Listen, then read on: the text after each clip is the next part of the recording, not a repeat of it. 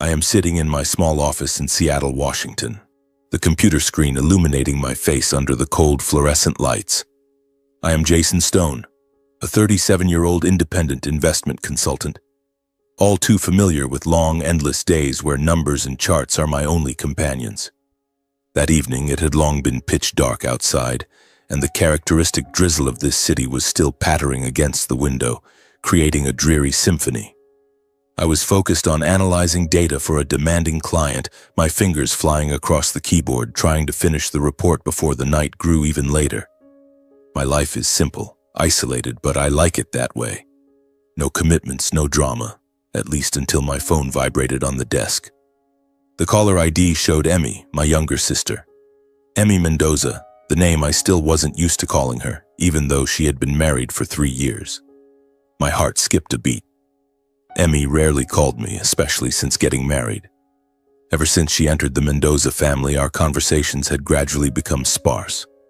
Mostly I was the one reaching out while she avoided them, responding curtly with short messages.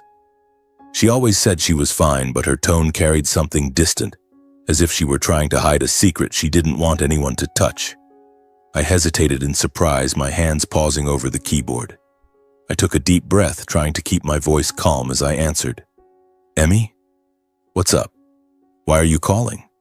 Her voice came through the line, unusually cheerful and excited. Jason, what are you doing? Am I calling at a bad time? She giggled, the sound making me smile instinctively, even though I was filled with suspicion. My Emmy, the little girl who used to laugh and play with me when we were kids, now sounded like someone else. Enthusiastic, radiant, but somehow it felt forced. I replied, glancing at the clock on my computer screen. It's fine, I'm just working. What's going on? It's been a while since you called. There was a very brief silence on the other end. Then she spoke, her voice slowing down. I know. I've been really busy lately, but today I'm calling to invite you to something special. We're having a Christmas party at the villa this year. Come, okay? It's just family, but I want you there. It'll be so much fun. The unexpected invitation made me blink. The villa of Emmy's husband's family, the Mendozas, a wealthy and socially prominent family in Seattle. I had heard about them. Owners of a massive real estate conglomerate, with connections stretching from politics to the financial elite. Emmy had married Brian Mendoza, the eldest son, and from that moment, her life seemed to have entered a different world. I was curious about it, but Emmy always dodged my questions. Is married life treating you well? I had once pressed, and she had only forced a smile. I'm fine, bro, don't worry. Now this invitation, partly because I wanted to see her and partly out of curiosity about the glamorous world she was living in, I immediately agreed. Sure, I'll come. Send me the address, okay? Merry Christmas, little sis. After hanging up, I sat there for a moment, staring out the window where the rain continued to fall relentlessly. A strange feeling arose in me, a mix of joy and worry. Emmy sounded so excited, but why did I still feel that something was wrong? I shook my head, telling myself I was being overly suspicious, and turned back to my work. A week flew by in an instant. Christmas Day arrived, and as in previous years, I had planned to spend it alone with a cup of coffee and a few old movies. But this year was different because of Emmy's invitation. I had already prepared a gift, a simple silver necklace, the kind she loved when she was younger. However, life never goes according to plan. That morning, my office received an urgent call from a client, an unexpected data crash that needed immediate attention. I dove into it, and time passed in a flash. When I finally looked at the clock, it was already late evening. I hurriedly shut down my computer, grabbed my coat, and rushed to the car. On the drive, my heart was pounding. The rain was heavier, and the headlights swept across Seattle's wet streets. I was certain I was late. The party must have started long ago. The address Emmy sent was in an upscale villa district on the outskirts, where massive palace-like homes stood among the trees. I drove through the large iron gate, my stomach full of nerves. From a distance, the Mendoza villa appeared magnificent under the Christmas lights. Twinkling lights covered the entire grounds, a giant Christmas tree sparkling with LED bulbs, and warm Christmas music drifted out. Laughter and conversation filled the air, painting a perfect picture of wealth and happiness. I parked the car, took a deep breath, and told myself, "You're late, but it's okay. Just seeing Emmy will be enough." Stepping into the courtyard, the biting cold seeped through my coat, making me shiver. Through the large dining room windows, I could see about 20 people gathered around a long table laden with food and wine. They were all from Emmy's husband's family and relatives, faces unfamiliar to me, but exuding an air of refinement and confidence. The men wore elegant suits, the women sparkled with jewelry, and they laughed and chatted lively, raising glasses in toasts. The atmosphere was intimate, yet clearly that of an insider circle, one that an outsider like me would find hard to break into. I realized I was the only outsider, and late to boot. Not wanting to interrupt, I didn't walk straight into the dining room. Instead, I quietly sat down at a tea table on the patio, close to the glass windows. From here, I could observe without drawing attention. The cold wind blew, but I didn't care. I decided to wait until the main meal was over before going in to greet everyone, reassuring myself that way. But then what I saw made the blood in my veins boil. Emmy, my little sister, was constantly going back and forth between the kitchen and the dining table. She alone was carrying food, pouring wine for everyone, and clearing dirty plates. There was no seat reserved for her, not even a bite of food set aside for her. Emmy moved silently, head slightly bowed, as if it were a reflex honed from long habit of serving. Her long hair hung loose, her face weary, yet she still forced a strained smile whenever someone called her. The others casually continued their conversations and laughter, treating her presence as a given, like an invisible service machine. No one helped, no one asked how she was. Brian, her husband, sat at the head of the table, joking with his parents, not even glancing at his wife. I clenched my fists, nails digging into my palms until it hurt. The bitter contrast between the Mendoza family's glamorous facade and the way my sister was being treated, no different from a submissive maid, twisted my heart. This splendid villa, those dazzling Christmas lights, it was all just a superficial shell. Inside, Emmy, the girl who had once been the joy of our family, was being crushed. A wave of discomfort surged through my chest. Simmering anger grew, making me want to burst in and pull Emmy out of there. But I stayed seated, watching. I needed to understand her true place in this family more clearly. Each time Emmy returned to the kitchen, I noticed her back slightly hunched, as if carrying an invisible burden. The laughter from inside echoed out, but to me it sounded like knives cutting into my heart. I wondered, is this the married life she avoided talking about when I asked? Is this the happiness she's living? The wind grew colder, but the rage inside me burned hotter. I clenched my fists tighter, trying to hold it in, but deep down I knew a storm was coming. The anger surged like an underground river, suddenly bursting its banks, dragging with it old memories I had deliberately buried deep in my heart. They came alive vividly, so clear and detailed that I could feel every moment as if time were rewinding itself. I remember the time when Emmy was still in love with Brian Mendoza, her husband now. It was the early days when she had just graduated from college, her eyes sparkling as she told me about the perfect guy she had met at a student party. Brian, the eldest son of the Mendoza family, with his charming smile and fat wallet. I was genuinely happy for her. Emmy deserved happiness after the hard years our family had endured, our parents working tirelessly to raise us two siblings in a small house on the outskirts of Seattle. But then, the first meetings with the Mendoza family planted a vague unease in me. I still remember the time Emmy brought Brian home for dinner. He behaved politely, shaking my hand firmly, but his eyes slowly scanned our modest living room, carrying an emotion hard to name. It wasn't overt contempt, but a cold, appraising look, as if he were assessing the value of the place and the people in it. Later, when they invited us to their villa for an intimate meal, everything became clearer. The Mendoza family, Mr. and Mrs. Mendoza, their siblings and relatives, greeted us with polite smiles, but their eyes lingered on Emmy's ordinary clothes, on the slightly awkward way she held her knife and fork compared to them. "Where are you from, Emmy? What does your family do?" Mrs. Grace Mendoza asked, her voice sweet but loaded with implication. Emmy smiled shyly and told them about our father being a mechanic and our mother a nurse. They nodded, then moved on to talk about their trips to Europe and massive investments, as if reminding us that we belonged to a different world. Those seemingly polite words, to me, clearly hid contempt for the working-class background of the Stone family. I remember very clearly one time when Mr. Mendoza turned to my father and said lightly, but with deep meaning, "Oh, a mechanic? Hard work, isn't it, but stable." My father, Reed Stone, just nodded slightly in response, but I clearly saw his hand gripping the water glass so tightly that his knuckles turned white. My mother, Elisa, tried to smile politely throughout, but her eyes betrayed a sadness she couldn't hide. And Emmy, my little sister, avoided my gaze the entire meal, as if she were ashamed for dragging the whole family into a world that wasn't ours. Afterward, Emmy would only casually mention that she didn't fit in at her in-laws' parties.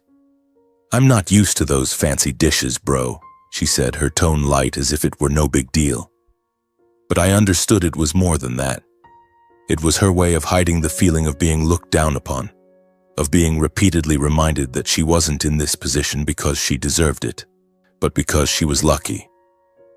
They had even said it straight to her face that she was lucky to have met Brian, as if Emmy were some bargain Brian had picked up off the street, rather than a person with her own worth. The memories shifted to the wedding day, a day I once thought would be the pinnacle of her happiness.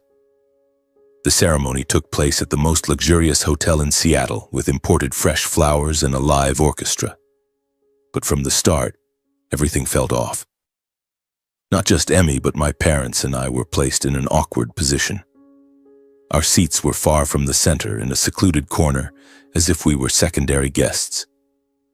Meanwhile, the Mendoza family sat in the front rows, laughing and chatting lively with their distinguished guests. The questions comparing careers and money served as a way to remind us of our true place. "How many years have you been a mechanic? Is the income steady?" one Mendoza relative asked my father, in a tone as if speaking to a servant. Dad stayed silent, just nodding, but I saw his face flush red. Mom forced a smile at the half-joking, half-sarcastic remarks. "Elisa, you're so lucky to have a daughter who married my son. We're used to grander weddings, but simple is nice too." Mrs. Grace said that, and everyone around laughed along. I clearly remember the moment my mother silently forced a smile, her hand clutching the napkin until it wrinkled, and Dad quietly left early, citing fatigue, carrying his wounded pride without a word. He didn't want to ruin Emmy's big day. I stayed, trying to smile, but filled with unease. Emmy in her pure white wedding dress looked like a fairy, but her eyes flashed a hint of sadness when she glanced toward us. The flood of memories was abruptly interrupted by a loud crash from inside the dining room. I startled, my eyes glued to the glass. Emmy, while carrying a full tray of food, had unfortunately tripped. Several salads and cold cuts spilled everywhere onto the floor. She quickly bent down to clean up, her hands trembling as she picked up each piece, like a fear response etched deep into her bones. Her face was pale, eyes downcast, mouth murmuring apologies nonstop. My heart tightened. This wasn't the first time, I was sure of it. She moved like a robot programmed to endure, not daring to lift her head. Mrs. Grace Mendoza, Emmy's mother-in-law, stood up, holding a glass of gleaming red wine in her hand. She looked at Emmy with cold eyes and let out words of reproach laced with sarcasm. "Oh my God, dear daughter-in-law, how could you be so careless? You've ruined the whole party. Or perhaps you're just not used to such elegant things." Her voice was sweet but sharp as a knife. Everyone around fell silent. The atmosphere at the table froze for a few brief seconds. I held my breath, waiting for someone to defend her, but no one did. Mrs. Grace raised her glass, then slowly poured the red wine straight over Emmy's head, in front of everyone. The red liquid ran down her hair, dripping onto her face, soaking her Christmas red dress. The frozen atmosphere lasted only a moment before it was broken by bursts of laughter. "Mrs. Grace, you're too funny," someone said, and the whole table erupted in laughter, as if it were just a harmless joke not worth worrying about. They resumed chatting and toasting as if nothing had happened. Brian, Emmy's husband, not only failed to stand up for his wife but frowned and scolded her. "Emmy, what are you still standing there for? Hurry up and go back to the kitchen to prepare something else. Don't keep everyone waiting." His voice was ice cold, like he was speaking to a servant. No hug, no words of comfort. He turned away, joking with his relatives, as if Emmy were just a stain that needed wiping away. Emmy silently wiped the wine from her hair and face, her trembling hands dabbing with a napkin, hiding the tears that were about to fall. I could clearly see through the misty glass her shoulders shaking slightly. She bowed her head even lower, left the dining room, and disappeared behind the kitchen door. My heart shattered. This was the limit. I froze for a moment, then could no longer hold back. The anger exploded, my body reacted before my mind could. I stood up abruptly, ready to charge in, kick through the glass door, and pull her out of that hell. But right at that moment, the dining room window opened. A few men standing nearby, Mr. Mendoza and two relatives, were chatting while smoking cigars, laughing heartily. The darkness outside meant they didn't notice me just a few meters away. I froze, my body rigid. They couldn't see me, but I heard every word clearly.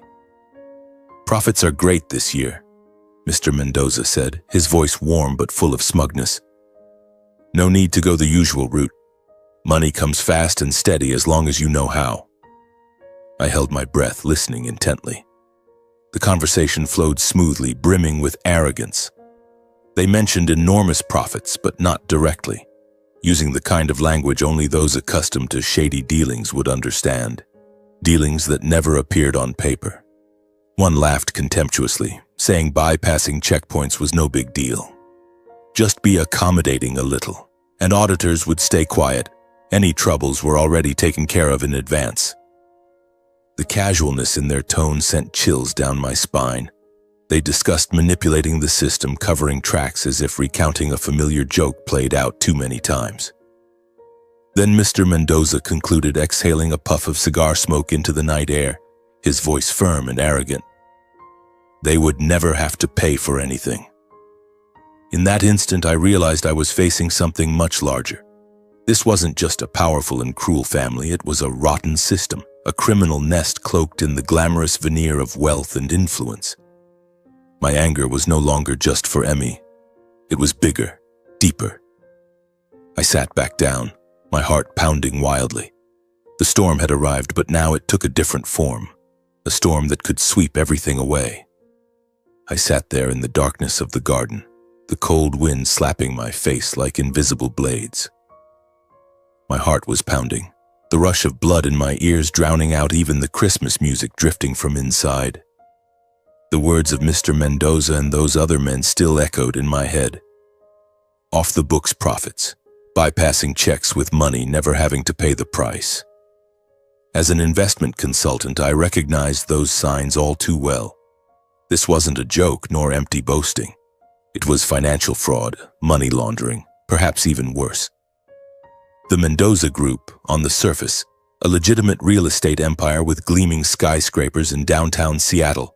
But beneath it all, what were they? A criminal network, using money to bribe officials and cover up wrongdoing. I shuddered, not from the cold, but from a mix of fear and excitement. Excitement. Yes, because now I had a weapon. But the fear was greater. If they knew I had overheard, what would happen to Emmy? To me? To our family? I tried to breathe deeply, forcing myself to calm down. The rain still pattered on the eaves, mingling with the heavy smell of cigar smoke wafting from the open window. Those men were still standing there, laughing heartily, completely unaware that a stranger was listening to every word. I glanced through the glass and saw that Emmy had not yet returned to the dining room. She was probably in the kitchen, cleaning up, trying to swallow her tears. The anger on her behalf still boiled inside me, but now it was blended with a far greater worry. This wasn't just a family that looked down on the poor. They were dangerous people who could crush anyone who got in their way. Then, as if fate wanted to test me further, one or two more men approached the window area. I recognized them. One was Brian's cousin, the other a business partner I had seen in the press, always appearing beside Mr. Mendoza at charity events. They joined the conversation with familiar ease, without any attempt to hide or be cautious. No furtive glances, no whispers. They slapped each other on the back, lit fresh cigars, and continued as if they were in complete privacy. "So, how's it going this year? Profits still good?" Brian's cousin asked, his voice loud. Mr. Mendoza smirked. "Good? Better than good. We pulled in $150 million from the East Side project alone. The market's tough for everyone else, but not for us." My heart beat faster. They bragged about enormous profits earned over the past year, emphasizing that their projects were thriving despite the real estate market plummeting due to inflation and recession. "Everyone else is struggling with high interest rates, but us, still growing 30%, the partner chimed in, his voice full of smugness. They rattled off figures: $200 million from construction contracts, $80 million from underground stock investments, and other amounts I couldn't keep up with. It was as if economic fluctuations didn't apply to them. This wasn't generic cocktail party boasting. These were real numbers, real results, spoken with the confidence of people long accustomed to facing no consequences. They talked as though the law was a joke, and they were the ones who wrote it. I held my breath, straining to catch every word. The conversation quickly revealed its true nature when they openly discussed using money and connections to interfere with oversight processes. The IRS auditors? Already taken care of. 50 grand and they shut up, Mr. Mendoza said, followed by a guttural laugh. Files get approved easily, violations get overlooked. Questions that should have been asked never come up. The cousin nodded. Remember last year's project? We routed the money through shell companies in the Cayman Islands, then brought it back as legitimate investment. No one asked a thing. They laughed as they talked about how every trace had been carefully hidden, treating their ability to manipulate the system and escape legal accountability like a trophy rather than something terrifying. Our lawyers are the best. One phone call and it's done, the partner boasted, exhaling cigar smoke into the night air. Each word they spoke was like a puzzle piece falling into place, and the complete picture emerged before my eyes. I heard enough pieces to realize this was no longer suspicion or intuition. It was a full portrait of systematic illegal activity. Money laundering through real estate, bribing officials to bypass tax audits, concealing illicit profits. The Mendoza Group wasn't a legitimate business. They were a criminal organization using power to distort the law. My heart pounded like a drum, cold sweat running down my spine despite the biting wind. Excitement surged. If I stayed silent, they would continue, and Emmy would remain trapped in that hell forever. But if I acted, what would the consequences be? I glanced at the phone in my pocket, thinking of Luis Navarro, my closest friend from college, now a special agent investigating financial crimes for the Internal Revenue Service. Luis, with his sharp mind and unwavering integrity, had once told me about the major cases he handled. "You know, Jason, sometimes it just takes one small piece to bring down an entire empire," he had said during a night of drinking. I couldn't sit still any longer. Quietly moving away from the tea table, I retreated deeper into the garden's shadows where the trees provided cover. My hands trembling, I pulled out my phone and dialed Luis. The ringtone dragged on, and I prayed he would pick up. "Jason, why are you calling at this hour?" "Merry Christmas, man." Luis's voice came through, warm but laced with suspicion. I took a deep breath, trying to keep my voice steady, but the words poured out like a flood. "Luis, listen to me. I'm at the Mendoza house, my sister's in-laws. I just overheard those guys talking. They were bragging about massive profits from real estate projects, but not through legitimate channels. They're bribing IRS auditors, hiding traces through shell companies. The company name? Mendoza Holdings, mainly real estate and financial investments. They talked about bypassing controls with money and connections. 50 grand for silence, routing money through the Caymans. I recounted everything I had just heard. The company name, Their field of operations, how they described the profits and evading oversight with bribes and influence. I gave details, from the 150 million figure to the way they laughed when talking about manipulation. Luis was silent for a moment, then his voice turned grave. "Hold on, Jason. Are you sure? This isn't a joke." I affirmed firmly, "Absolutely sure. I heard it crystal clear." Luis sighed, then revealed, "We've had preliminary suspicions about this family before. Their records are too clean, traces wiped almost perfectly. Not enough evidence to dig deeper. But what you're telling me, it matches the scattered pieces we have. Abnormal profits, connections to officials. This time, your information is enough to connect the dots into a complete chain. I'll report it to my superiors right away. But be careful, Jason. Don't let them know." The call ended, but my heart was still racing. I pocketed the phone, inhaled the icy air deeply, trying to compose myself. Returning to my spot by the tea table, I sat down, my expression calm again. From the outside, I looked like a late-arriving guest waiting for the right moment to enter. But inside, turmoil was raging. I knew that a door had just been opened, and this Christmas party would never end the way it was supposed to. It would spread, dragging the entire Mendoza family into the whirlwind of justice. I glanced through the glass and saw the men still laughing and talking, their cigars glowing red. They had no idea.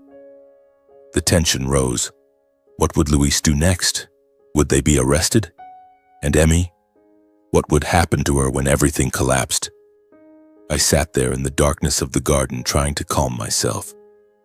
My heart was still racing wildly, adrenaline surging through my veins. The call to Luis was like a time bomb I had just armed, and I was the one who lit the fuse. But now I had to play the part, a harmless, late-arriving guest. The rain had eased, leaving behind a damp, chilly air. Inside the dining room, the laughter and conversation began to quiet down, replaced by the clinking of dishes. The main meal was winding down. People were standing up, stretching, and moving toward the lighter tea and dessert portion of the evening. Through the fogged glass, I could see Emmy still busily cleaning up, silently wiping the table. She bent down to pick up scattered food scraps, her hands polishing the already gleaming surface, her face weary yet striving to maintain a composed expression. A wave of injustice and heartache surged through me like a violent tide.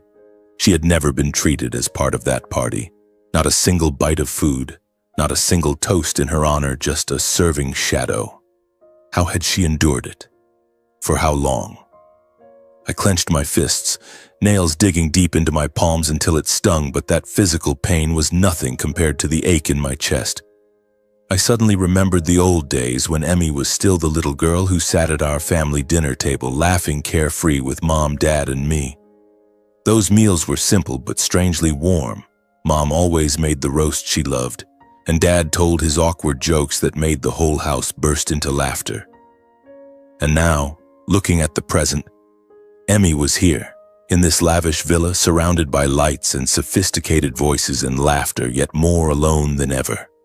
The anger over what I had overheard from those men still smoldered, but now it blended with the deep sorrow I felt for Emmy. I couldn't sit still any longer. As the tea gathering began, everyone moving to the sofa area holding cups of tea and pastries. I decided it was time to step inside, presenting myself as the genuinely late guest.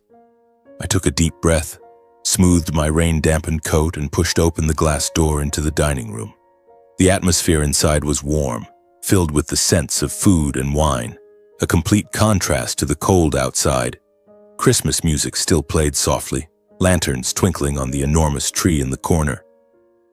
I smiled, trying to appear natural, as if I had only just arrived and witnessed nothing. "Sorry, everyone, I'm really late," I said loudly, my voice feigning cheerfulness. "Year-end work was hectic. I couldn't get away sooner. Merry Christmas." I offered that excuse, hoping it sounded convincing. Mrs. Grace Mendoza turned around, flashing a polite smile. "Oh, Jason, right? No problem at all. Come in, come in. We've just finished eating." Mr. Mendoza nodded, still holding his cigar, but his eyes swept over me quickly as if I were an unimportant guest. The others responded with a few perfunctory words, appearing polite and friendly on the surface, but their attention swiftly returned to their interrupted conversations. Someone resumed talking about a trip to Europe. Someone else joked about the stock market. My presence didn't truly matter, just a minor interruption. I maintained a courteous demeanor, suppressing the turmoil churning inside me. I didn't want to arouse suspicion or create tension. I chatted briefly with a few people nearby. One relative asked about my work, and I gave a short answer about investment consulting, cracking a couple of light jokes about market volatility. But in my mind, I was thinking about the shady figures they had just boasted about outside the window. They laughed and sipped their tea, but to me it was all a hollow facade. My heart beat faster, the tension mounting. What would happen if they knew I had heard everything?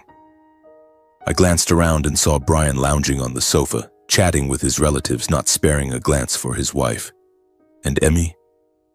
At that moment, I noticed her quietly slipping back into the kitchen, staying away from the social area. She kept her head down, carrying a tray of dirty dishes, disappearing behind the kitchen door like a familiar ghost. This was my chance. I seized the opportunity by excusing myself to find the bathroom and left the gathering. "Excuse me, where's the restroom?" I asked someone nearby, then followed the directions, but in reality I headed toward where Emmy had vanished. The hallway led to a large, brightly lit kitchen, still heavy with the lingering smell of food. I gently pushed the door open and stepped in.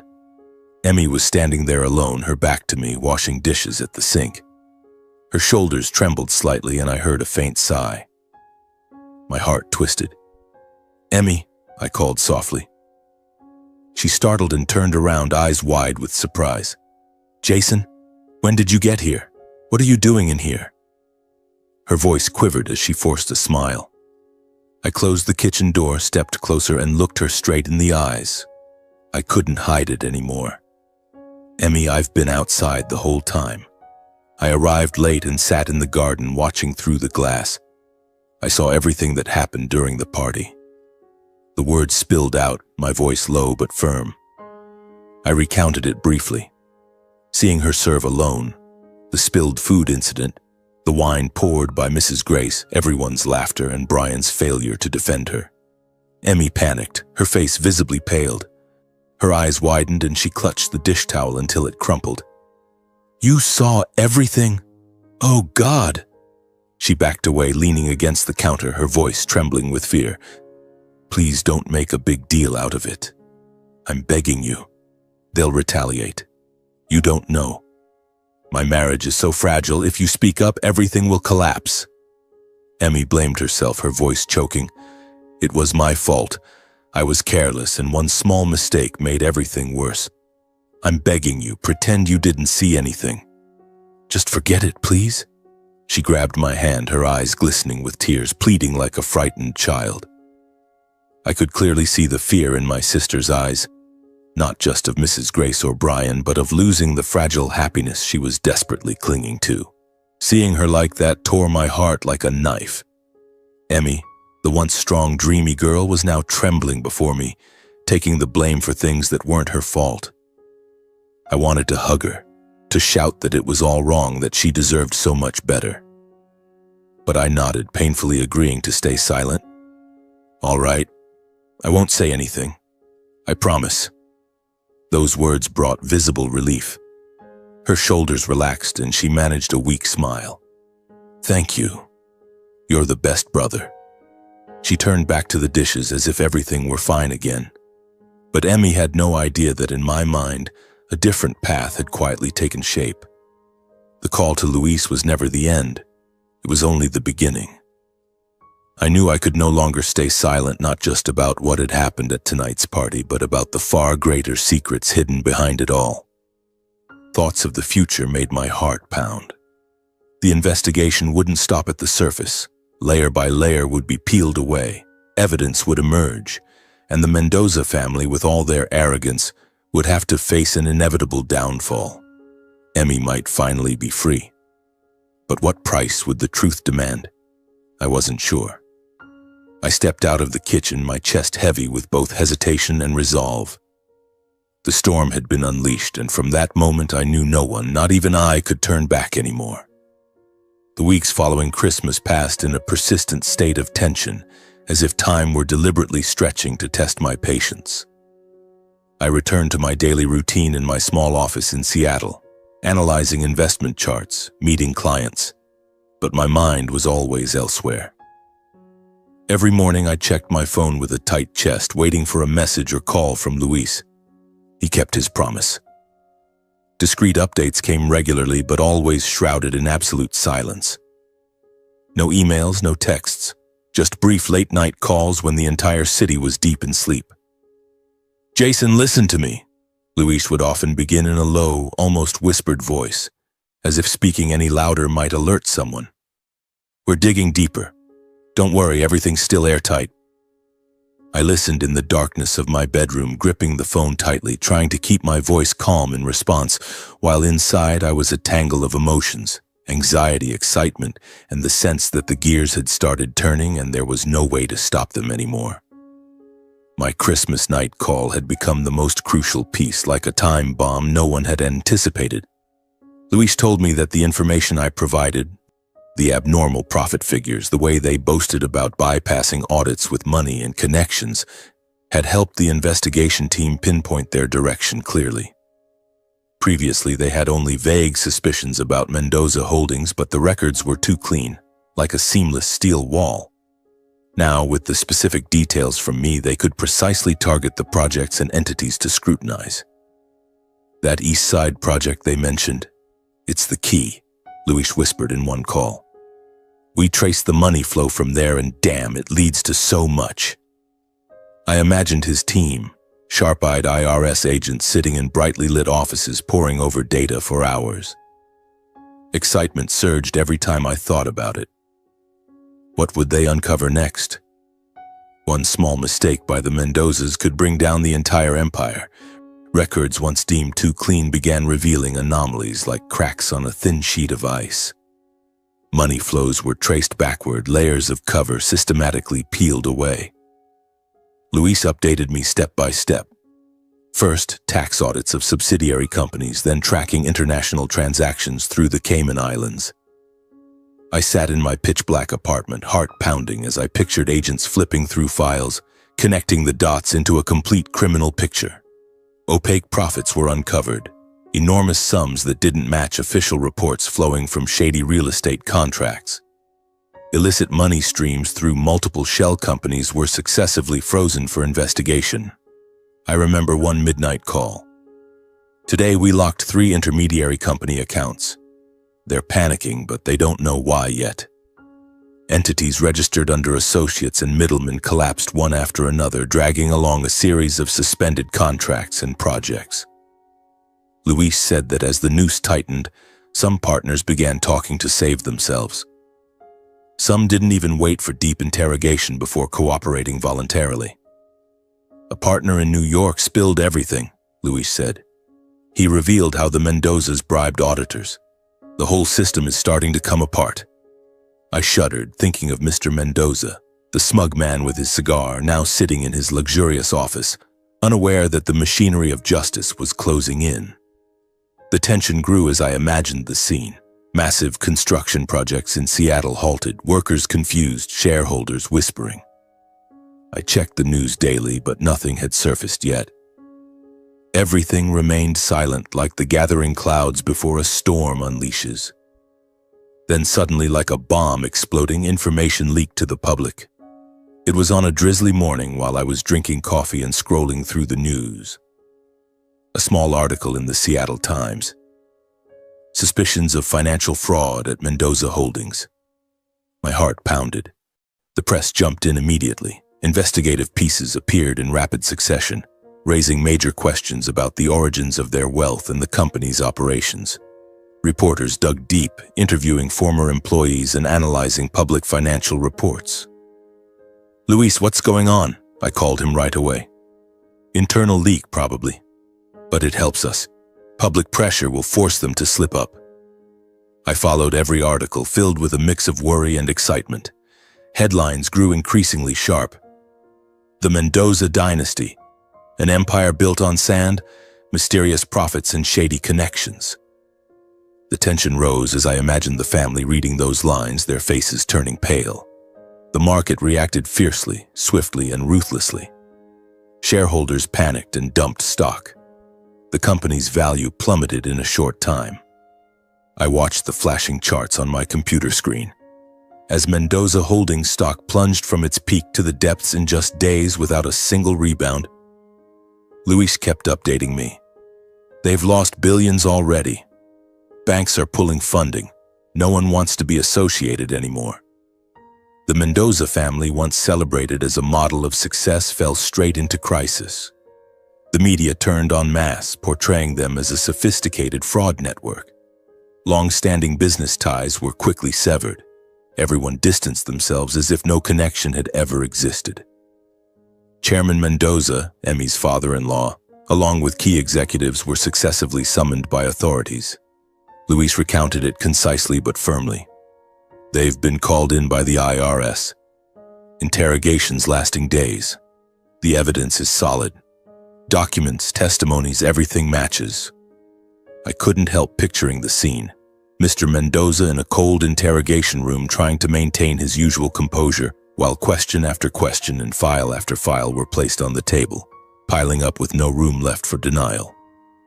Formal charges were quickly announced: systematic tax evasion, financial fraud, long-term concealment of money flows. The case moved to prosecution with trial dates set one after another. The press exploded with sensational headlines. The Mendoza scandal, billions in fraud. I followed every development. Each new report made my heart race faster, filled with both tension and the feeling that the wheel had rolled to a point of no return. The case went to federal trial with heavy charges. Documentary evidence and testimonies swiftly exposed the directing role of the Mendoza family leadership.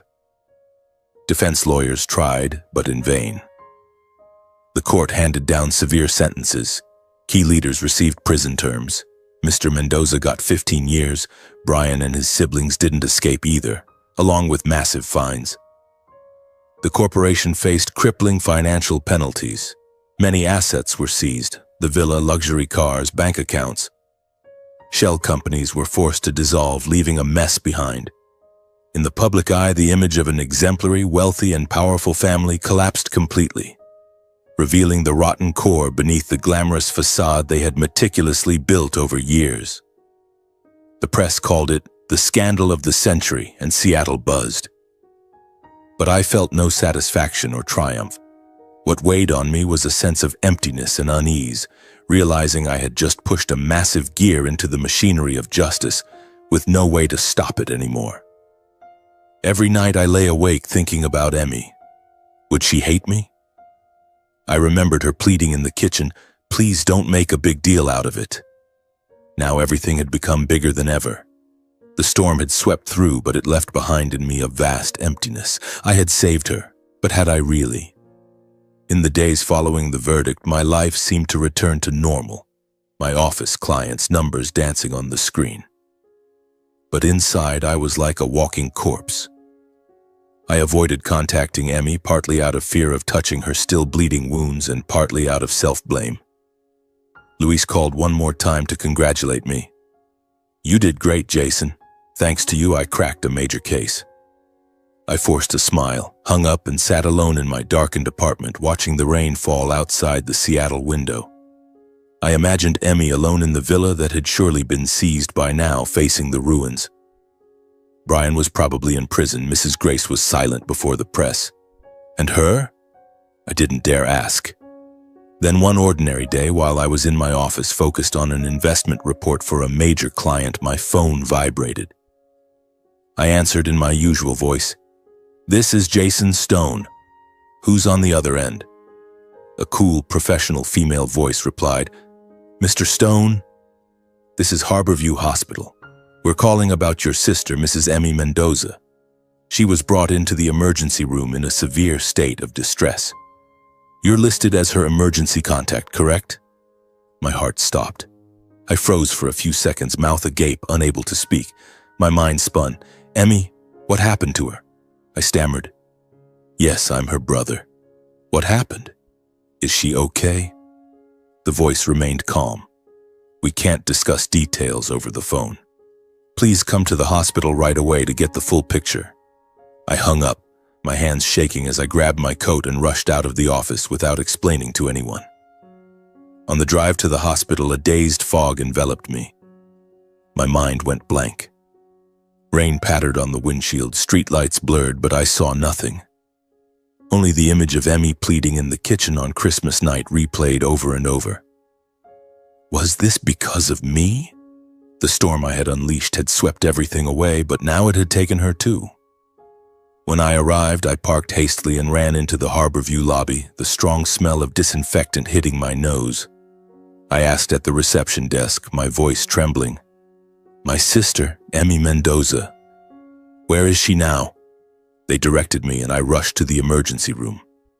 Through the glass door, I saw Emmy lying motionless on the hospital bed, eyes closed, her face deathly pale under the harsh white lights. Her skin was ashen, her hair disheveled, and the heart monitor beeped steadily. My heart twisted, my feet felt rooted to the spot. I didn't dare approach immediately, afraid that even one step might shatter everything. Emmy, the little girl who once ran and laughed carefree, now lay there, fragile as a withered leaf. I asked myself, is this the consequence of what I did? Guilt surged, choking my throat. A middle-aged doctor in a white coat stepped out and pulled me aside to a quiet corner. You're Mrs. Mendoza's brother? I'm Dr. Ramirez. Your sister was brought in suffering from severe emotional distress. We examined her and she miscarried. His words hit me like a punch to the chest. My sister had a miscarriage. When was Emmy pregnant? I stood stunned, stammering, miscarriage. When was she pregnant? Why did she miscarry? Dr. Ramirez looked at me with sympathy. She was about 12 weeks along. To stabilize her mentally, we had to administer sedatives because she fell into a state of extreme agitation, screaming and crying uncontrollably. I nodded mechanically, but my mind reeled. Emmy was pregnant, and now she had lost the baby. How could this happen? Before leaving, the doctor added in a lower voice, one more thing, Mr. Stone. She has multiple bruises, both old and new, whose location and severity don't suggest ordinary accidents. We've reported it to the authorities, but you should know. Those words struck like lightning. Bruises? Not accidents? That meant she had been abused? I stood speechless, watching him walk away without reacting.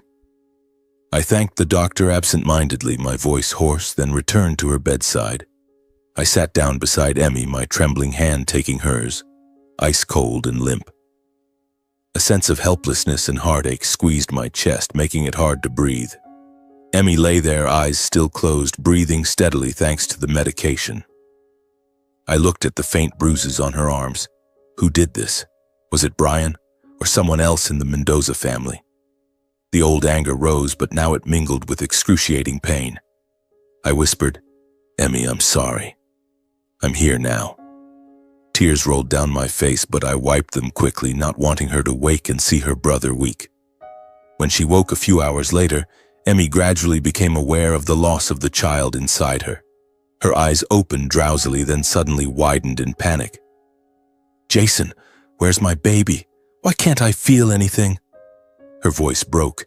She clutched her stomach, tears streaming like a flood. Emotions exploded. She sobbed hysterically in terror, her body shaking violently, screaming incoherent words. I could only hold her, repeatedly comforting, Emmy, calm down. I'm here. I'm not going anywhere. But even to me, the words sounded hollow. She cried until exhausted, then fell asleep in my arms. My heart ached as if cut by a knife. Was this the price of justice? Losing a child, breakdown, and those mysterious bruises? In the days that followed, I practically lived at the hospital, caring for Emmy in every small way. I took emergency family leave from work. For meals, I brought homemade chicken mushroom soup from home, spoon-feeding her bit by bit, to the nights she jolted awake from nightmares. Emmy often woke in the middle of the night screaming, dreaming of blood and Mrs. Grace's laughter. The shock of losing the baby severely damaged her mental state. She blamed herself. It's because I wasn't more careful. I should have protected the baby better. She lived in fear and guilt, always worried that it wasn't over. They'll come back, bro. They'll get revenge. I tried to encourage her. It's not your fault. It was an accident, and I'll protect you. But I gradually realized my words of comfort weren't enough to pull Emmy out of the haunting shadows surrounding her. She looked at me with empty eyes as if her soul had left her body. Throughout those hospital days, no one from her husband's family appeared. No Brian, no Mrs. Grace, no Mr. Mendoza. Their absence cut like a silent knife, but I noticed and chose to stay quiet. I didn't dare ask, afraid that one careless question might cause her fragile spirit to collapse again. Unanswered questions swirled in my mind. Had they abandoned her, or were they simply busy dealing with their own troubles? Anger boiled, hot and sharp, but I suppressed it, forcing myself to focus on the person lying before me. During the day, I sat by her bed telling old stories, trying to cling to warm memories. Of afternoons when we played hide and seek in our small garden. Of times she laughed so hard she forgot to eat. But Emmy only nodded faintly, her gaze drifting far away, as if those memories belonged to another life she could no longer reach. In the nights alone in the hospital corridor under cold fluorescent lights, I could only silently watch Emmy's breathing through the slightly ajar door. The steady beeps of the monitor echoed, mingling with sighs from other patients. I carried a heavy feeling, realizing there are pains a brother cannot ease merely by being present. I blamed myself. If I hadn't called Louise, maybe she would still be pregnant, still living in hell, but at least with her child. Or would she? What did those bruises mean? Long-term abuse? Anxiety surged, making me want to scream. Tension about the future. Would Emmy recover? Or would this pain consume her? I sat there, head bowed, tears falling silently. The price was too steep, not just for the Mendozas, but for us. The days in the hospital dragged on like an endless nightmare.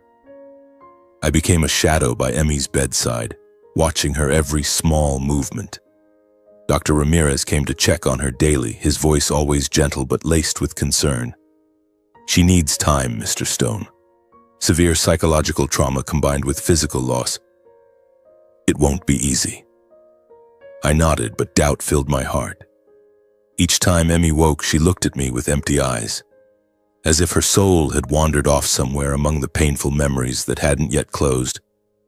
I tried telling her happy stories, reminding her of those long-ago summer days when we were kids, chasing butterflies in our grandparents' garden, sunlight pouring warmly over our shoulders.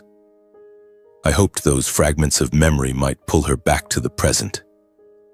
Emmy gave a faint smile, one so fragile it nearly vanished the moment it appeared. It never reached her eyes. She turned her face away, gazing out the window where Seattle's rain fell steadily, relentlessly, as if the whole city were quietly weeping in her place. At night, when the hospital sank into silence, I sat in the corridor, my mind swirling with what-ifs.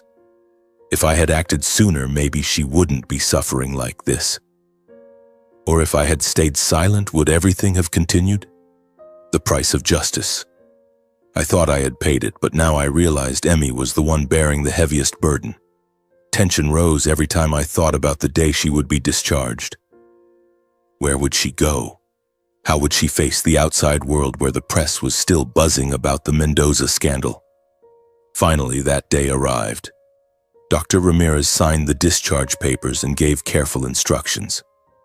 She needs plenty of rest, Mr. Stone. Schedule regular psychological follow-ups, and let her speak when she's ready. Emmy sat on the bed wearing the sweater I had brought, her face still pale but her eyes a little brighter. I asked softly, "Where do you want to go now? Back to your husband's house?" Emmy shook her head vigorously, eyes wide with fear. "I can't go back there.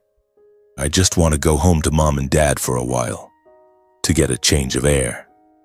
Her voice trembled, but it was resolute. I looked at her and saw a spark of life returning. Not the submissive bride anymore, but the old Emmy, the girl who dared to decide. I didn't press further, just nodded. All right, I'll take you home. My heart tightened. Home, the small house on the outskirts of Seattle where we grew up. It was a safe place, but also full of memories. I wheeled her out to the car. The drizzle continued, the cold wind piercing through our coats. The long drive home was silent. Neither of us spoke a word. A heavy atmosphere filled the car, broken only by the patter of rain on the roof and the faint late Christmas music on the radio. I glanced at Emmy in the rearview mirror. She stared out the window, arms wrapped around her stomach, eyes distant. The usual 2-hour drive felt endless. Every minute was torment. I wondered, does she suspect me? Or does she still think the Mendoza collapse was random?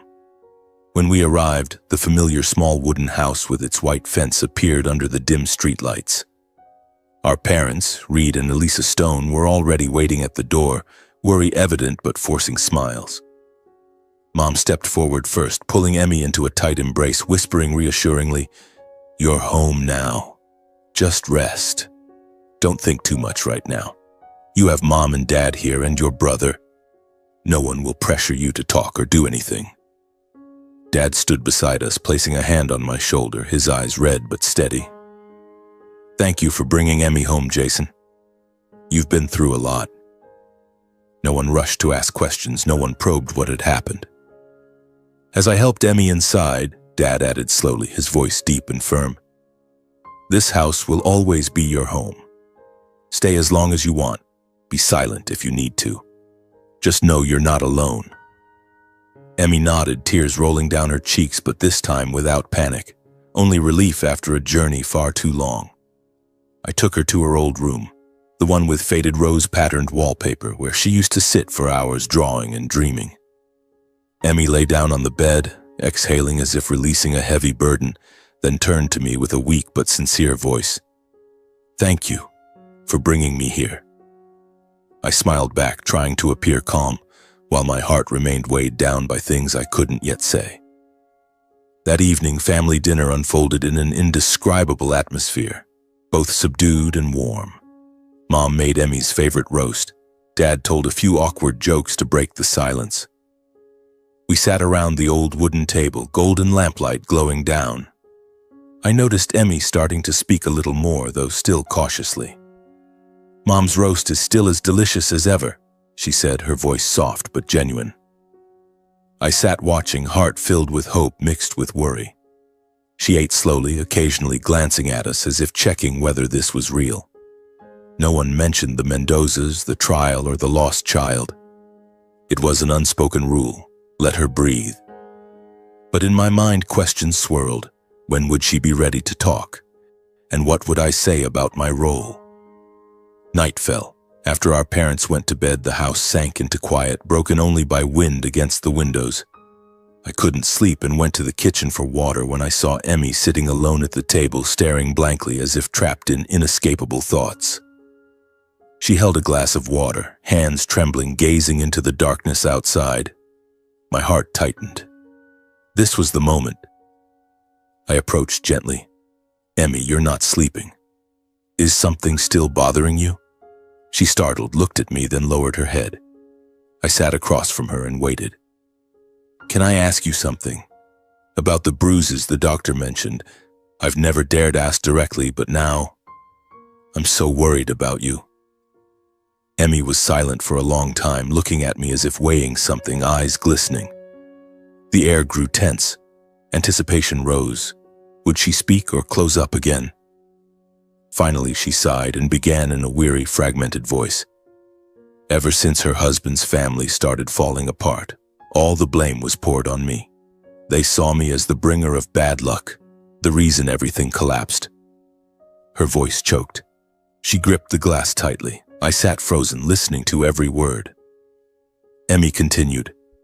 "Brian became more controlling and violent. He forbade me from contacting anyone, even you and Mom and Dad. Whenever he was angry, he took it out on me with beatings. I lived in fear for so long, too afraid to ask for help. I thought if I endured it, things would get better." The worst was a violent argument when Brian's rage spiraled out of control.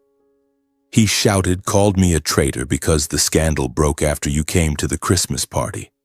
I tried to get away, but he grabbed my arm and yanked hard. I slipped and fell down the stair, and then I lost my baby. Her words broke. Tears poured out. I was numb with pain, realizing she had silently endured far too much in isolation, and that I, her brother, had failed to see it sooner. Those bruises weren't the first. It had been prolonged hell, and I had been blind. My heart twisted, my own tears fell. Emmy, I'm sorry. I didn't know you were going through that. But the words felt meaningless. She wiped her tears, voice small. I don't blame you, I'm just tired. In that quiet late night, as Emmy's words still echoed in my mind, I was tormented fiercely. For the first time, I wondered if my earlier decision had gone too far beyond my control. The call to Louise. I thought it would save her, but now it had led to the loss of her child, to this pain. Tension rose. What if she learned I was the one who started it all? I sat there at the table, watching her fall asleep in the chair, heart full of unease. The house was warm, but the storm inside me still raged. The decision was right, but the consequences were immense. I carried her to bed, tucked her in, then sat alone on the porch, staring at the hazy stars. The torment didn't fade. It made me want to scream. Emmy had told her truth, but what about mine? When would I dare to tell it? In the days that followed, the small family home became a fragile sanctuary for Emmy. She gradually regained a bit of vitality, waking earlier, helping Mom with housework, even joking lightly with Dad about little things. But I could clearly see that behind those smiles were long silences, moments when she sat alone gazing into the garden, her hands unconsciously cradling her stomach. I watched from a distance, my heart full of worry. At every family meal, we avoided mentioning the Mendozas, the trial, or the lost child. Our parents skillfully steered conversations toward happy memories. Remember when Emmy painted that birthday picture for Dad? It was awful, but I still have it hanging up. Emmy would smile, but a flicker of sadness crossed her eyes. I sat there, eating without tasting anything, my mind churning with the secret gnawing at me. Her confession from the previous night was like an open wound. Brian's beatings, the blame, and the fateful fall down the stairs. I knew that if I continued to stay silent, the distance between us would grow, misunderstandings piling up. I realized I could no longer keep this secret if I wanted to face Emmy honestly. It wasn't selfishness, it was necessary. The truth, even late, was better than prolonged silence, no matter how much it might shatter everything. I waited for the right moment, but it never came easily. It happened one evening, a few days after Emmy returned home. Our parents had gone to bed early. The house was quiet, broken only by crickets in the garden and the whisper of wind through the windows. I couldn't sleep and went to the kitchen to make coffee when I saw Emmy sitting alone at the table again, just like the night before. She held a cup of cold tea, staring into space as if wrestling with herself. I approached and sat across from her, my voice soft. Emmy, you're not sleeping? I have something I need to tell you. She looked up, eyes slightly narrowed in suspicion. What is it, bro? About Brian? I don't want to talk about it anymore. I took a deep breath, clenching my hands under the table to stop the trembling. In a prolonged moment of hesitation, I looked at her, her gaunt face, the dark circles still under her eyes, and decided, not to justify myself, but because I believed keeping the secret would destroy us from within. Emmy, I was the one who provided the information to the authorities. The words spilled out, my voice low but steady. I told her everything, from the beginning. Christmas night, sitting in the garden, overhearing Mr. Mendoza and the men talking about illegal profits, bribes, and cover-ups. Then the call to Luis, my friend at the IRS. I heard them bragging about manipulating the system, and I couldn't stay silent. I thought it was the way to save you, to bring down that rotten family. Emmy froze for a few seconds, eyes wide, lips slightly parted as if she couldn't comprehend what she had just heard. Then the silence shattered. Her face flushed red. Her hands gripped the teacup so tightly I could hear the porcelain strain. "What did you just say?" she asked again, voice low but trembling. "Repeat it." You were the one who reported them." Before I could answer, her anger exploded. "You betrayed me, Jason," she shouted, her voice breaking with fury. "How did I beg you? Have you forgotten? I told you how terrified I was. I pleaded with you not to make it a big deal, not to touch them. I needed you to understand, not judge." I stood frozen, my heart crushed. Emmy shot up from her chair, pointing straight at me, tears streaming uncontrollably. "You destroyed my family," she screamed. "Your decision pushed everything out of control. You took away my unborn child. Do you even realize that?" I opened my mouth to speak, but she didn't give me a chance. If it weren't for that scandal, Brian wouldn't have gone insane like that. I wouldn't have lived in fear. I wouldn't have fallen. I wouldn't have lost my baby. She let out a bitter laugh through her tears, a twisted smile full of despair. "You thought you were saving me. No, you only made everything worse." Every word stabbed straight into my chest. In her frenzy, she continued, voice hoarse. "Do you know how scared I was? Every day walking on thin ice. I begged you to stay silent, Jason. I just needed you beside me, not deciding my life for me." I looked at her, pain so intense I could barely breathe. I wanted to say I only wanted to protect her, that I had seen her treated like a servant, that the Mendoza family was a criminal nest. But I realized in Emmy's eyes at that moment there was no room for reasons or good intentions.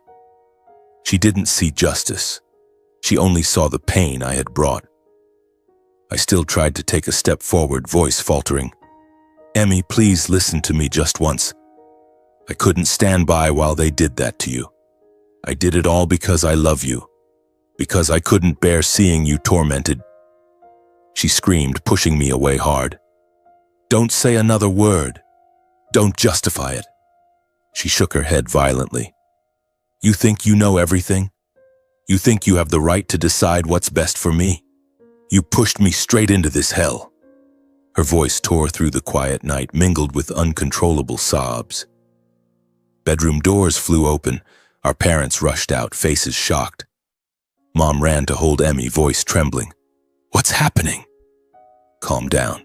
Tell me." Dad looked at me, eyes full of confusion and worry. "Jason, what on earth is going on?" But Emmy had completely lost control. She struggled out of Mom's arms, tears flooding her face, pointing at me and screaming, "He's the cause. He destroyed everything." Then in despair, she turned and ran out.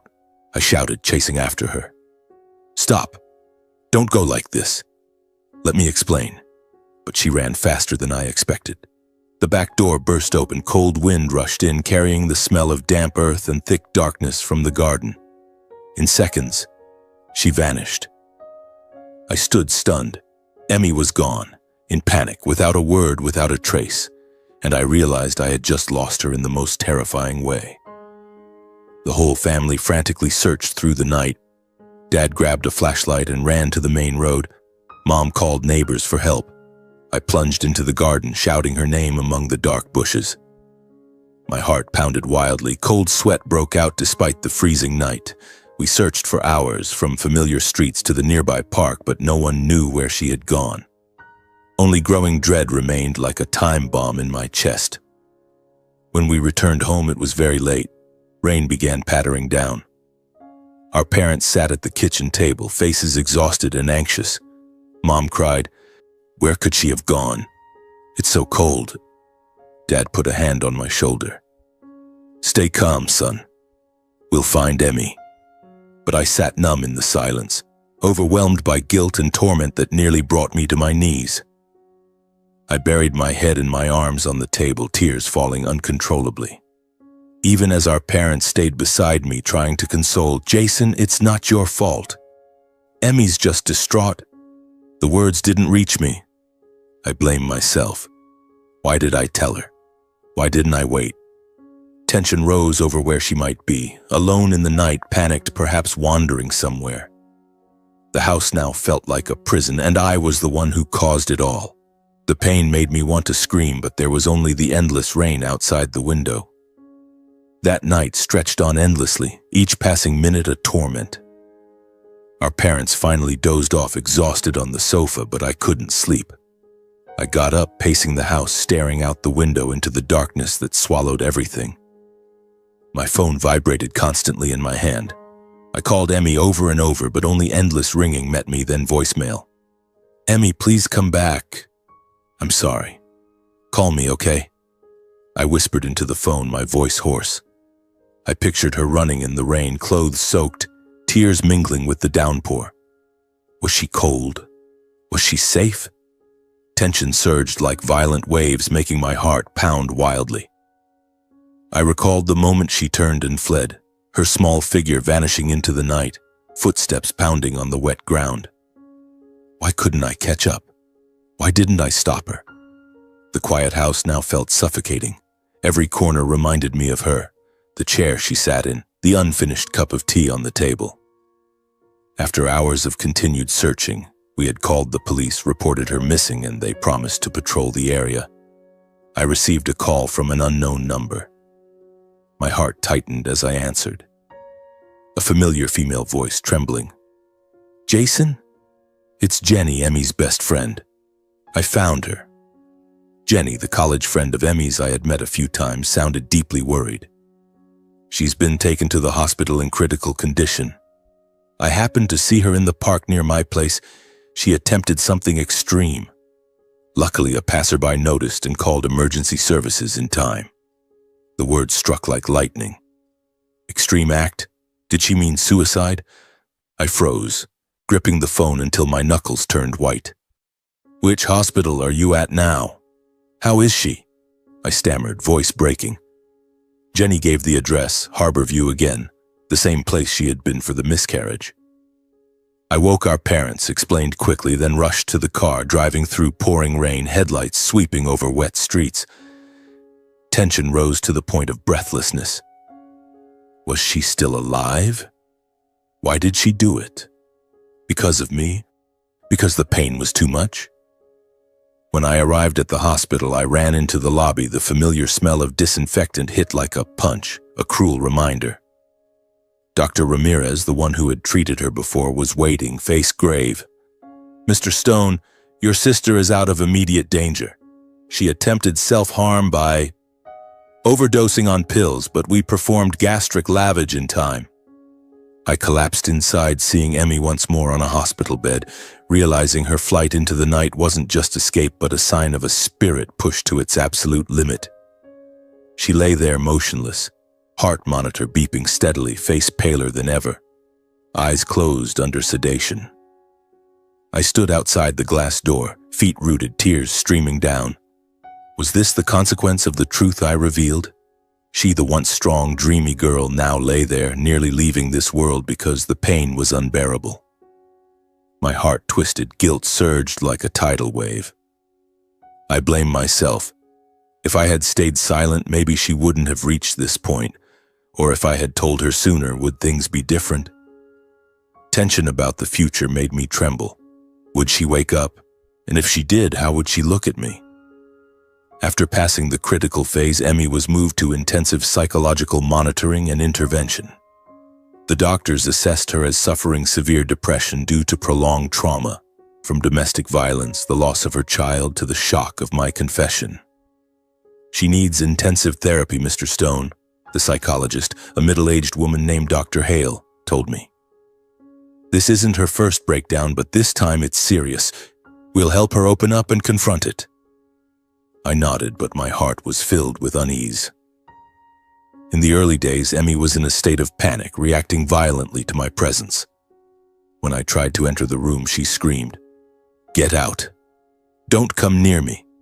Her eyes were full of anger and fear, hands clutching the bedsheets until her knuckles turned white. I froze, stepping back, heart aching like it was being cut. She rejected every approach from me as if I were the source of all her pain. Dr. Hale advised, "Give her space. She's processing complex emotions. Anger at you, but also at herself." I accepted, stepping back, keeping my distance, only quietly handling hospital bills and necessary procedures. I signed papers, paid invoices, arranged therapy schedules, but no longer entered the room. I let our parents care for Emmy directly. Mom sitting by the bed, stroking her hair, telling old stories. Dad bringing flowers and books, trying to make her smile. I stood in the corridor, looking through the glass, heart full of sorrow. Tension rose every time I thought, would she forgive me? Or would this distance be permanent? In those days, I lived like a shadow, going home only to sleep, then returning to the hospital, waiting for updates from our parents. She talked more today, Mom texted. But to me, she remained an unfillable void. The initial therapy sessions progressed slowly and with much resistance. Dr. Hale said Emmy was silent at first, refusing to speak, only crying or staring out the window. She's suppressed too much for too long. Violence from her husband, pressure from his family, the loss of her child, and now the feeling of betrayal from her brother. I nodded, guilt surging. But little by little, Emmy began to voice the things she had bottled up for so long. In the sessions, she talked about the fearful nights with Brian, how she blamed herself for not being good enough, how the pain of losing her child felt like punishment. Dr. Hale updated, she's making progress, starting to realize it wasn't her fault. Gradually, Emmy became more lucid and stable, recognizing that her guilt and self-blame weren't solely hers, but the result of long-hidden traumas. She began keeping a journal, drawing, abstract paintings full of dark colors at first, but gradually brighter. Still, Emmy maintained distance from me, no longer rejecting harshly, but not yet ready to face or speak directly, as if she needed more time to sort her own emotions. I understood. She was building walls to heal herself. Tension surged every time I thought about the moment of confrontation. What would she say? Forgiveness? Or resentment? I sat in a cafe near the hospital, watching the rain fall, questioning my decisions. Justice had come, but the price was the fracture between us siblings. When she was calm enough, after several weeks of therapy, Emmy decided to divorce. No longer out of anger or flight, but as a necessary choice to save herself. She called a lawyer, signed the papers, her voice resolute when telling Mom, I don't want to be tied to the past anymore. The process unfolded in silence. The Mendoza family made no attempt to hold on, no reaction, no apology or acknowledgement of responsibility. Brian from prison signed through his lawyer as if she had never existed. That silence, instead of causing more hurt, helped Emmy completely sever the final tie to her painful past. She exhaled in relief upon receiving the divorce papers. For the first time since marrying, I saw Emmy make a decision for herself, not to please others or out of fear. From the corridor, through Mom's accounts, I pictured her signing, eyes brighter, shoulders straighter. A flicker of hope sparked in me. She was choosing to live. Though the road ahead remained full of challenges, ongoing therapy sessions, finding a new job, rebuilding a life from the fragments, Emmy had chosen to live. She chose to confront, to start over, slowly but with her own will. I saw her gradually change. Emmy began walking in the hospital garden each afternoon, carrying a thin book, sitting for hours under the trees. Once she drew a small painting to give Dr. Hale, lines still shaky but focused. I heard from Mom that she had said very softly but firmly, she wanted to take up painting again. I stood outside all of it, glad, moved but not daring to approach. In my heart lingered one unanswered question. When would she be ready to talk to me? Would she ever see the protective intent behind my decisions, or was the crack between us too deep to mend? The family home now became a place of healing for her, but for me, it remained shrouded in unnamed shadows. I only knew one thing for certain. Emmy was alive, and at this moment that mattered more than anything. I waited patiently, hoping one day she would call my name again, without anger, without fear, just like the old days. After all the turmoil, I realized I was carrying too much torment and obsession, not just because of what had happened, but because of the feeling that I had lost control over the consequences of the decisions I had made. Every night, lying alone in my Seattle apartment, I would see the image of Emmy running into the rainy night, her cries echoing in my head like an unending, painful melody. I wondered, had I truly pushed her to the brink? The call to Luis, at the time I thought it was the right thing to do, the way to save her from the Mendoza hell, had now become a haunting shadow. The consequences rippled outward endlessly. The Empire's collapse, Brian in prison, Emmy losing her child, and then the near suicide. I could no longer control anything. The machinery of justice turned, but it swept up the people I loved most along with it. That sense of helplessness gnawed at me day by day, keeping me awake at night, staring at the dark ceiling with tears streaming down. I was no longer the strong Jason, the protective big brother. I was just the man who had ignited the storm and now had to witness its wreckage. I couldn't live like this forever. After countless sleepless nights, I proactively sought psychological therapy. Not to justify myself or escape, but to learn how to face the guilt, helplessness, and fear that had been silently eroding me for so long. I remember the first session with the therapist, a middle-aged woman named Dr. Thompson, in a small, cozy office with a soft sofa and the faint scent of lavender essential oil. "Mr. Stone, what brought you to therapy at this time?" she asked gently. I sat there, gripping the armrest tightly, then poured it all out. The Christmas night, the call to Luis, the confession to Emmy, the night she ran away, and the hospital. I thought I was saving her, but now she almost died because of me. I can't control it anymore. Dr. Thompson listened without judgment, only nodding. "That's a very heavy burden for one person to carry. But you're not a superhero, Mr. Stone. You're just a human, with limits, emotions, and choices that are never perfect." The early sessions were difficult. I cried a lot, shouted in anger at myself, but gradually I learned to breathe, to analyze my emotions. She helped me realize that guilt doesn't always mean wrongdoing. Sometimes it's simply part of the healing process. Therapy helped me slowly understand that some things can be right yet still painful, and what I needed wasn't to punish myself, but to learn to live on in a healthier way.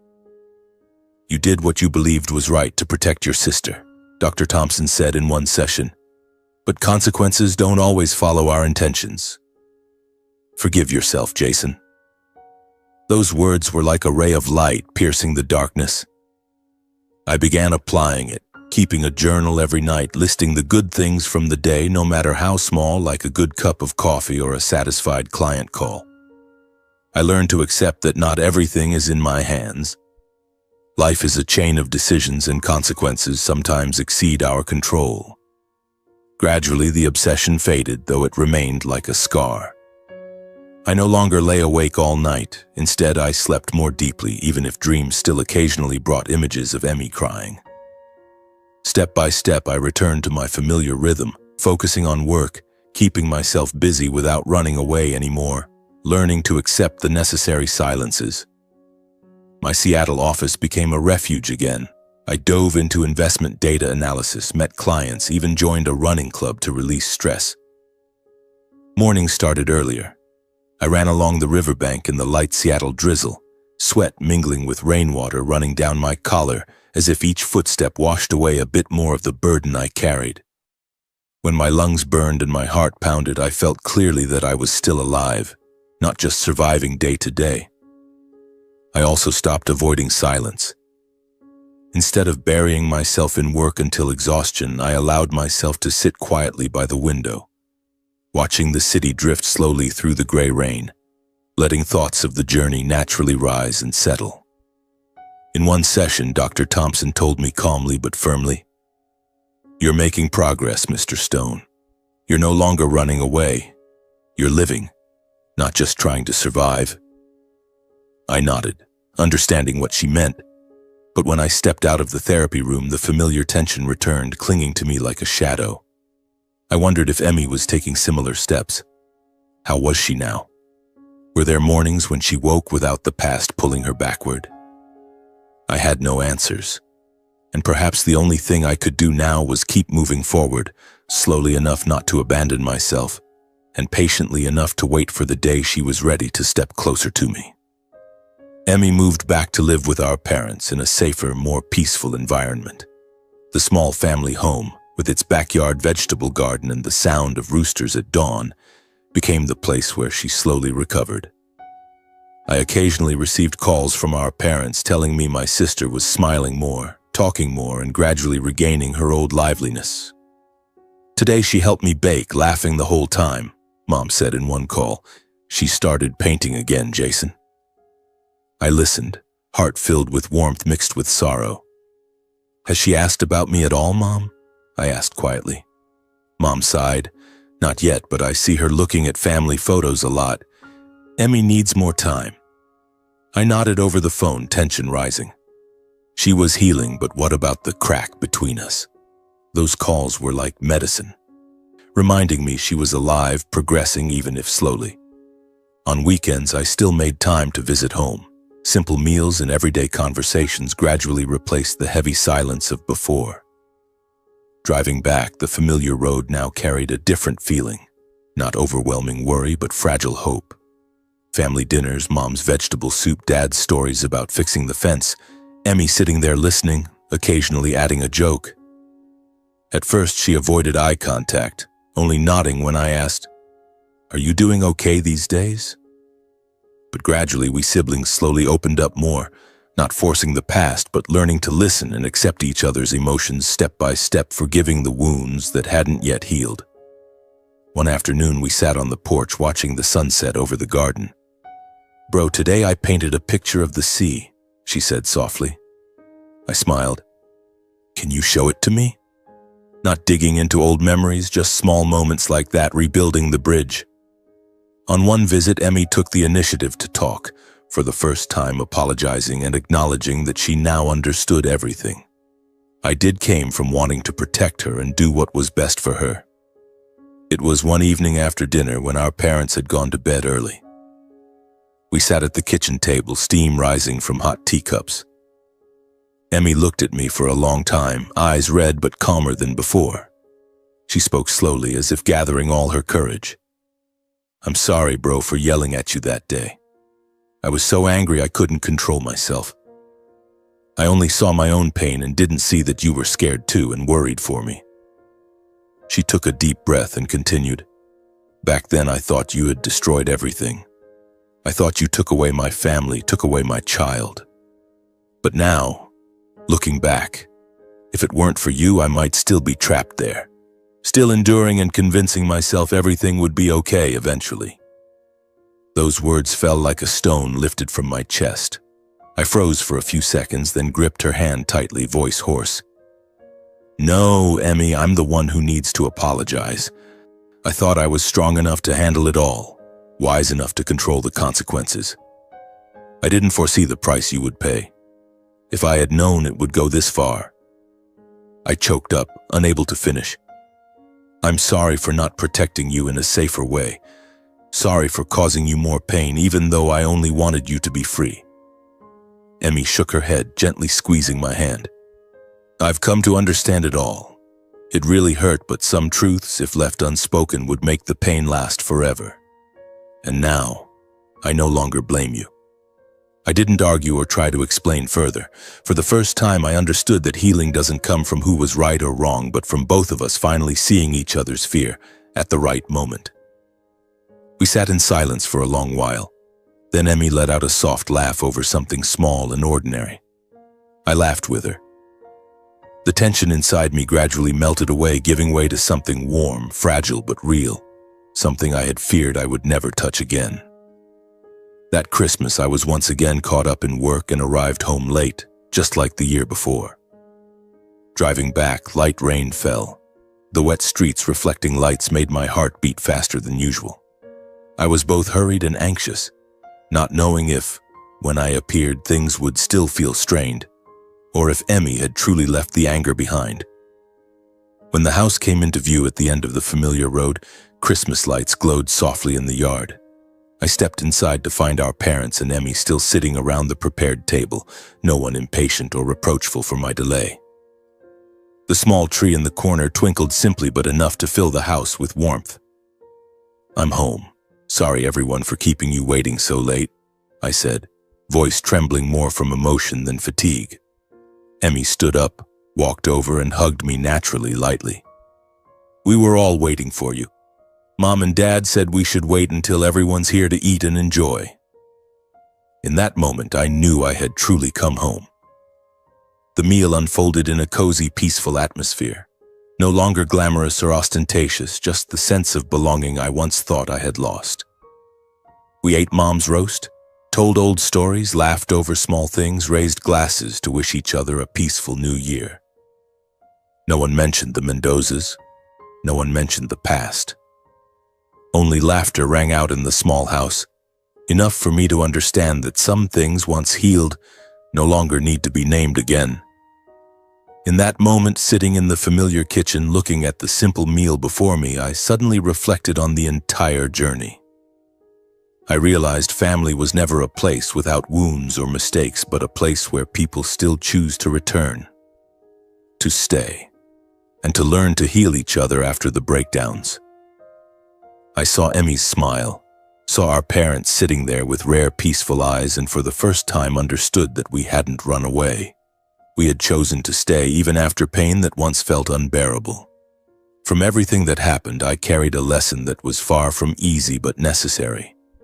Justice can be important, sometimes inevitable, but justice alone isn't enough to save a person from collapse. What helps us survive loss, regret, and torment is compassion and understanding, for each other and for ourselves. Right and wrong aren't always the answer, and not every victory brings peace. And if there's one final message I would give to myself and to anyone trapped in silence and endurance, it is this: don't hesitate to seek help when you need it.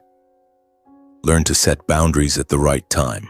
Learn to say stop before you're worn down to exhaustion. No relationship is worth trading your mental health and safety for. Choose to live, choose to face it, and choose to heal.